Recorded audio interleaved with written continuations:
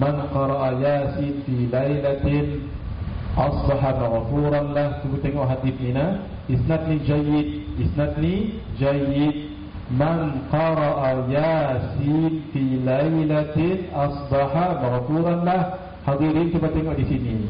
Lailatin ni disebut tak Lailatul Jumaah? Tidak disebut. Bila tidak disebut, ini jadi apa? Jadi nakirah.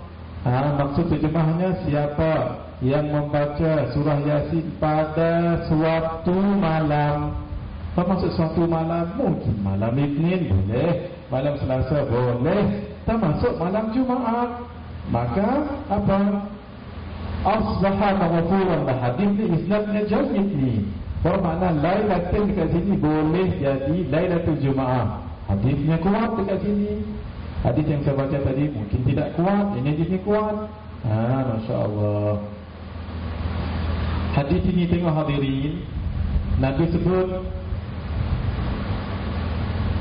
Qala Ibn Hibban fi sahihih. Qala Ibn Hibban fi sahihih. Ibn Hibban sebut dalam sahih. Hadis ini sahih. Apa dia? Nabi sebut, Man qara'a Yasin fi lailatin. Siapa yang baca surah Yasin pada suatu malam. Malam Jumaat pun boleh jadi, malam Isnin boleh jadi. Ibtigha'a wajhillah, kerana niat untuk keredaan Allah. Ghufiralah, diampunkan. Hadis ini sahih. Bermakna itulah sebab kenapa orang Melayu kita baca Yasin pada malam Jumaat, kerana hadis ni. Yang kedua, kerana hikmah.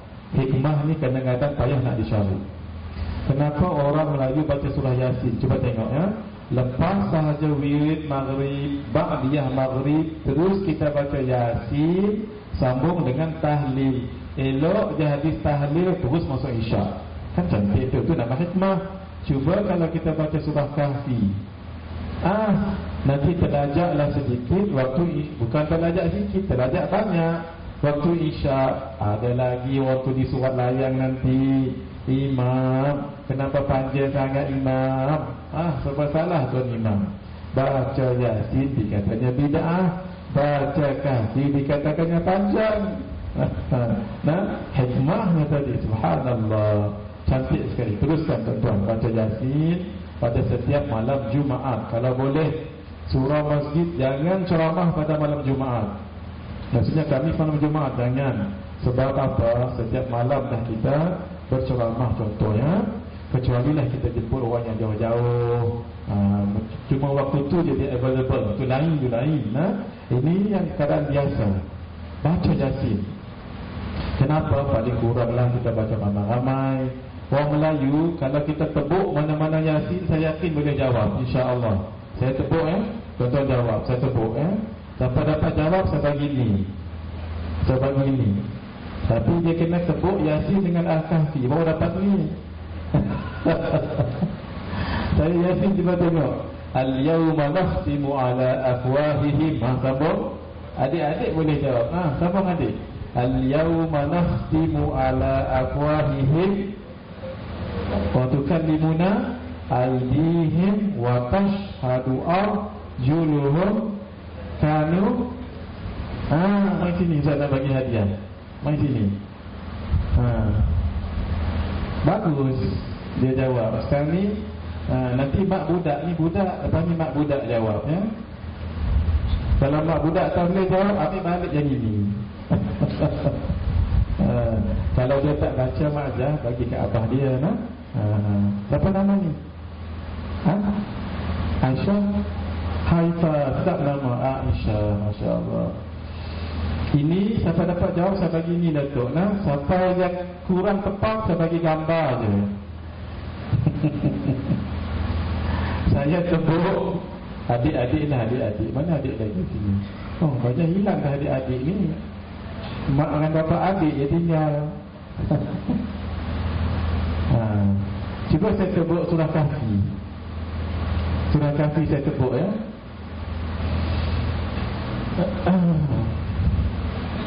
وَإِذْ قَالَ مُوسَى لِفَتَاهُ لَا أَبْرَحُ حَتَّى أَبْلُغَ مَجْمَعَ الْبَحْرَيْنِ أَوْ أَمْضِيَ حُقُبًا.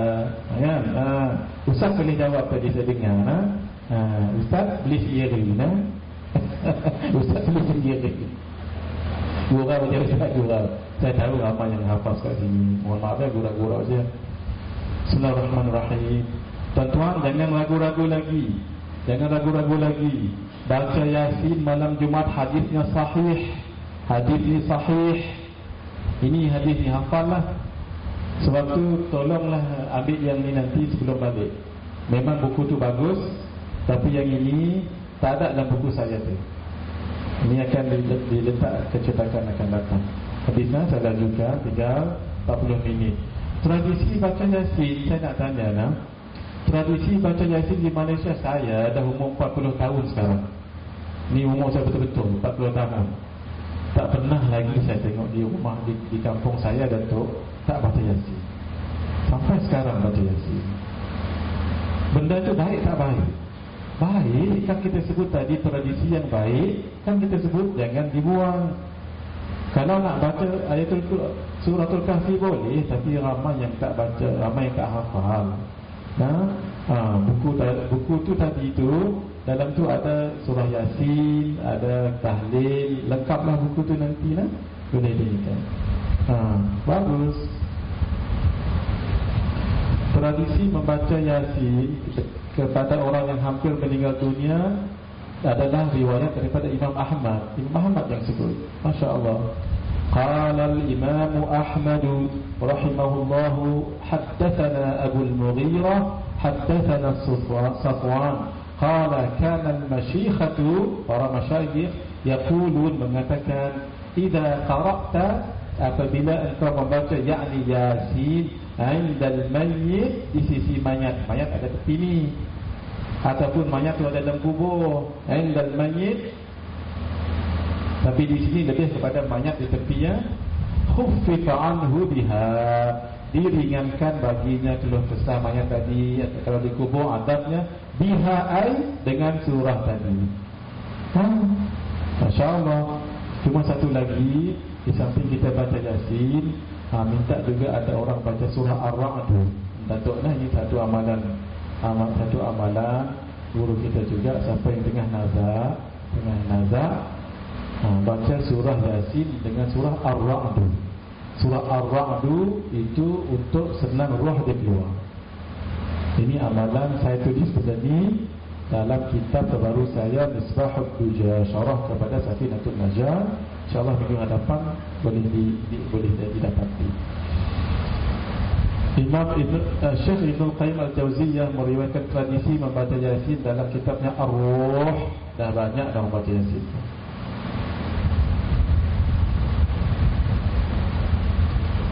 Tuan-tuan tengok ni, jangan buruk sangka dengan saya lah. Syekh Muhammad Abdul Wahab.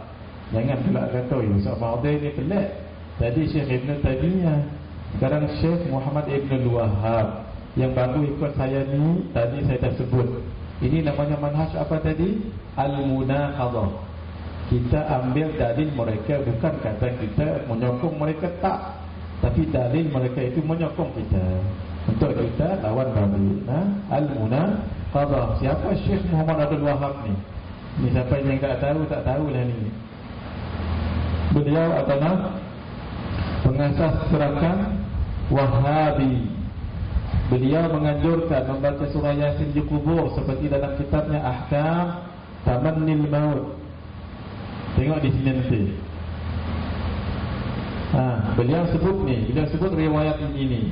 Walil Baihaqi wa ghairuhu wa ghairihi Adi bin Abbas marfu'an, mal maitu fi qabrihi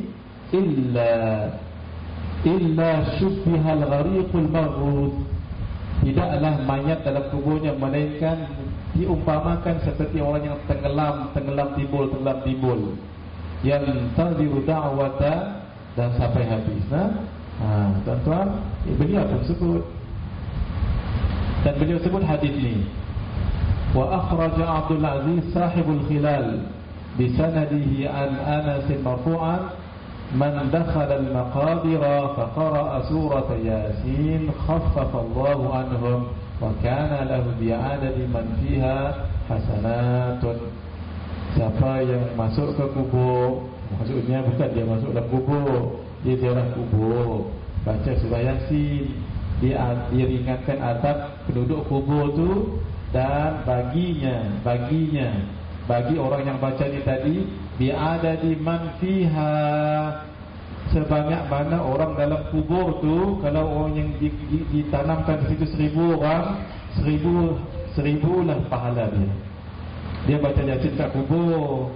Nah, dia niat seorang ni, orang tu dapatlah sebab dapat diniatkan. Tapi dia juga dapat pahala seramai mana orang dalam kubur tu. Kat mana kubur paling ramai di Melaka ni? Tak tahu. Cari kubur ramai-ramai, cari kubur banyak orang, baca surah Yasin. Terima kasih. Saya lagi cuba rakat habis kitab di dalam ni. Kalau keluar ni mesti tahu ni mesti nak bertukar tajuk lain. Apakah ada dalil yang melarang mengharapkan membaca surah Yasin pada setiap malam Jumaat? Jawabnya tidak. Kalau tak, kita berkali. Nombor 4 pula, kenduri tahlil, kenduri arwah.